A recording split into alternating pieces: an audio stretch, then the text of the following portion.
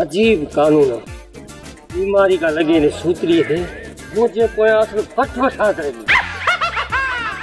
खबरदार होशियार बेकरार इंतजार लगातार बार-बार चुरण पड़ो उथण वेण खाण पीण सुमण भजण जी कोशिश न कजा। साहब भली कादन भजण जी कोशिश करे पर कोन सघंदो असां का भजी। लजी साहब लजी छो थींदो असां को न मंगेदा थोरी जो असां के दिसी लजी थींदो। सुतली साहब मां मिस्कीन आया मुजरिम न आया छो जी मुझे पर हथ धोई पिया हो तो फसाद कया तो कानून के हथ में खयो। सुतली साहब कानून के मां हथ में किए खणंदुस कानून को हथ वाला रुमाल थोड़ी या कानून एतरो हलकड़ो तो कोने न जो हर को हथ में खयो होते। मां तो चवे इज्जत सा थाने ते हल इज्जत सा गडे ईदनी जुमन बडोई न उन्हन के थाने ते वठी हलो पोइ मां भी कढियो थोला या खबर थाने ते पवंदी त केर बेडोहिया ऐं केर डोहिया। डोहिया डोही कैसी चोरई साहब अरे कादे छो डोही चोरई केड़ी दाल चाड़ी दई डोही चोरई दई। ओ बुढ़ले बोड़ा डोही कोन ता चऊं साहब डोही तो चवे डोही पिटले छो थो सताई असा के द्रोही साहब छो द्रोही दा जोस अरे कादे साहब के एडो बेजार के दिया जो तोके द्रोही दा जन साहब मोटराणी दा वठी हलूं द्रोही छो जंदा तू।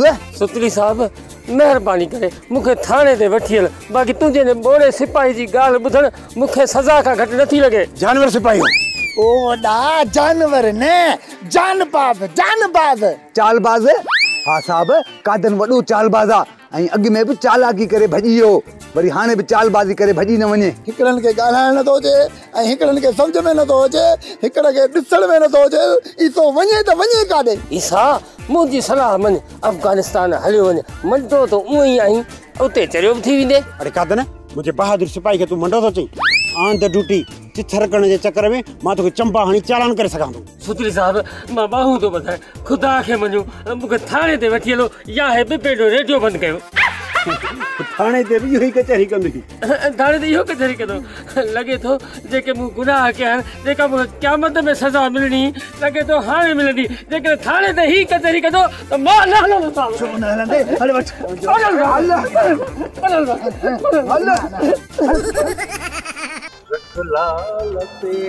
खबरदार होशियार बेकरार इंतजार लगातार बार-बार लखन निकड़ जा केस ता हल कयूं न चाहवा न पाणिया इन जे पोया भरी भरी जान थी पई साणिया। गाल बुध हिन कादन किने खेते छो वठी आई हिन के वठी वने लाकअप करिस। रिवस साहब लाकअप करण खां पहिरियां हिन वेचारी आखिरी ख्वाहिश ही त मूंखे रिवस साहब सां मिल रहियो त मां रिवस साहब सां वात टुकाणी कयां। केड़ो तो रची वा चंगन जा शपर कटजी था वनन वरी भी वात टुकाणी करण ले हिन के वठी आई। रिवस साहब ही कुओ थोड़ी है जो तुंजो वात टुकींदो बाबा वात टुकाणी मतलब ही पेनी सफाई पेश कंदो। ओए पे तो जोते बहारो खणी भली पेश करे। सुतली साहब बे खबर न कुली मुर्शिद के तू कैद करे आई न हाने मुरीदन खा ता मोचड़ा हणायुस।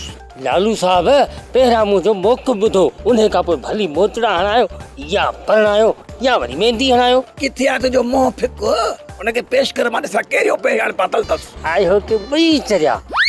अरे रे कारी कामण के चाहियो लालू साहब ता पाण ने समझो असा बई पाण में मुझो तो असा बई चरिया आयु। कादन मां छा में चरियो हाणे लखन कुड़ जा केस तो हल कया सिद्धो सियाणो सेबतो सूबेदार सुतली। हां सुतली साहब बई चरिया माना मां आई कोड़ो तुझी गाल कोन थो कया जेके इज्जत जे चवण ते असा जो नकली मुर्शिद थी ऐं उन्हें के माल कमाइनो सी ऐं असा के रुपयो भी कोन मिलियो। यो सजो प्लान माई इज्जत जो लालू साहब ये फिराट वाला समूरा पैसा माई इज्जत वठन जेकॾहिं मां घर तो वञा त सगन भाइरनि सां गॾिजी इन वेगे भागे मोचड़ा थी हणाए। अरे कूड़ा इज्जत एडो कूड़ थोनी इज्जत एडी औरत नाहे। बस कर बाबा इने माई इज्जत तुझे चंग मुर्सी जी आड़ में घणन जा हक टबाड़िया आहिनि इन के सिंगल ने डबल बुश लगन।